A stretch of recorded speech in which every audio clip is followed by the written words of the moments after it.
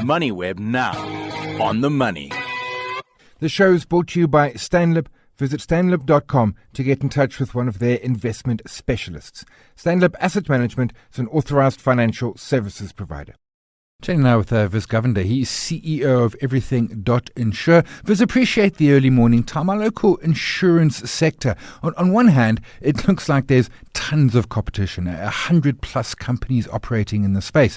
But in a recent note you put out, you make the point that actually it's deeply concentrated. Life insurers, around 21 of them, control 88% of the market. The top 5, 82%. It's actually deeply concentrated. And this has challenges for new entrants trying to break in. Yes, Simon, that's true. It is quite concentrated, not just insurers, but the brokerage space too. South Africa is probably 70 to 80% of the market is businesses placed through brokers, and you have the same issue on the broking side as well. You have the established and traditional brokers who are there, and it's very difficult for the new guys to get in. It really is. And one of, I think, the note you referred to, one of the things we speak of there is regulatory compliance that's creating the hurdles, and it is. As we said, regulation's good. It's a good thing. It's really there to protect the consumer, and we all for it.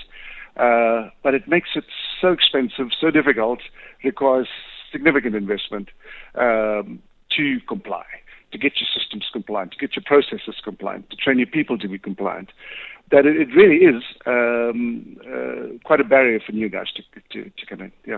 Well, what we have seen, and I was going to say in the last few years, but truthfully it's probably a decade or more, and certainly you guys have been in operation for longer than that, is the Insurtech. In other words, the technology side, which I would imagine solves a number of the concerns, helps with regulation, because I take your point. We need the regulation and the compliance, but they can sort of help make that simpler for the new entrants, and of course makes it significantly easier for the end user as well, removes brokers, removes call centers. Is that the big sort of game changer in the sector? It is. It certainly is.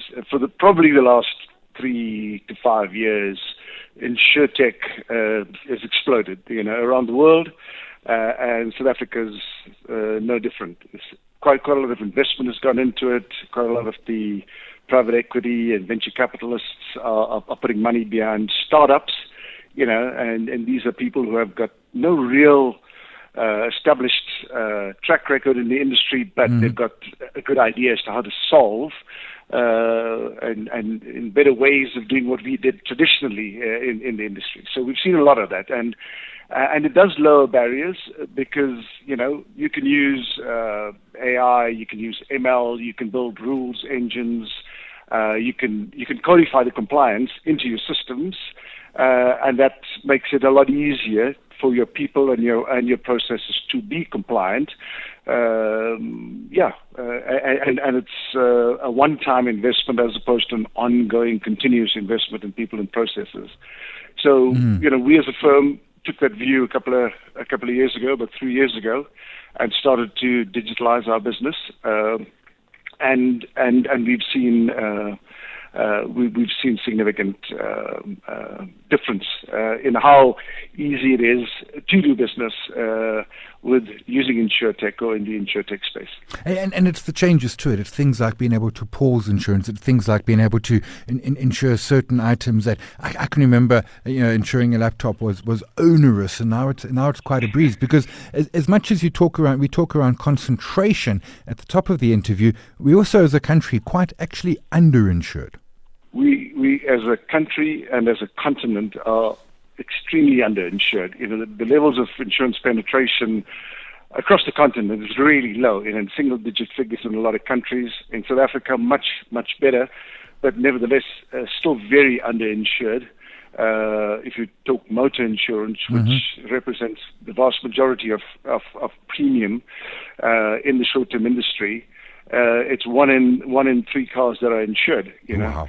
It's so 2/3 of the cars on the road aren't insured, and that's been the case for a very, very, very long time. For as long as I've been in the industry, that number's been about that.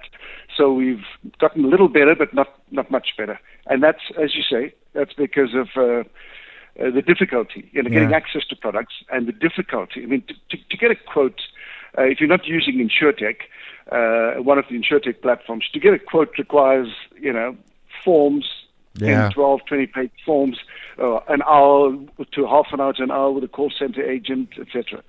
So Insurtech's changing it, making it a lot easier, and also giving you a lot more features, like the ability to pause cover when you don't need it. You can say, I'm only going to use my scuba gear in December, so I don't need to insure it on an all-risk basis, except when I'm using it, so I pause the cover. I mean, that's quite neat, and that's quite new. We weren't able to do that historically. Yeah, and I take your point around that paperwork. And sometimes it ends with a request for a fax, at which point the youngins are like, what the heck is a fax? Vis Govender, CEO, Everything.Insure, appreciate the early morning. The show is brought to you by Stanlib. Visit stanlib.com to get in touch with one of their investment specialists. Stanlib Asset Management is an authorized financial services provider.